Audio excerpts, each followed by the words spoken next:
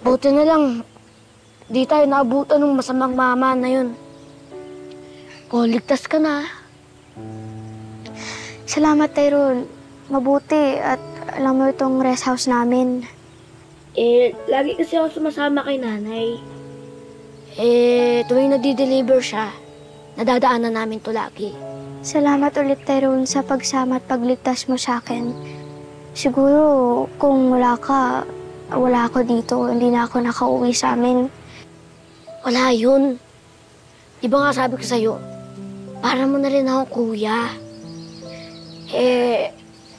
Di ko man ito magawa sa kapatid ko kasi lagi naman akong inaaway.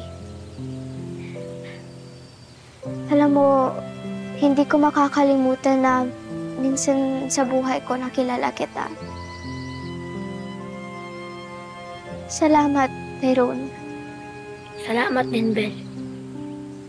Huwag ka mag-alala. Kung kailangan mo lang ng tulong, nandito lang ako.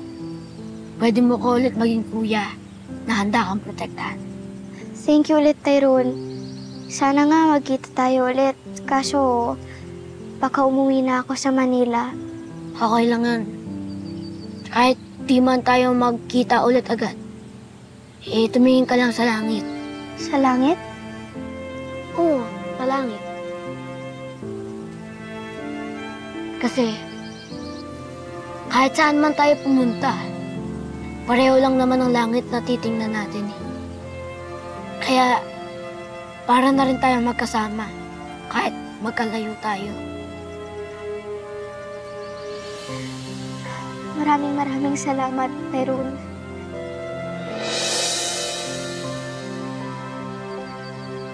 Sige, baka hinahanap ka na magulang mo.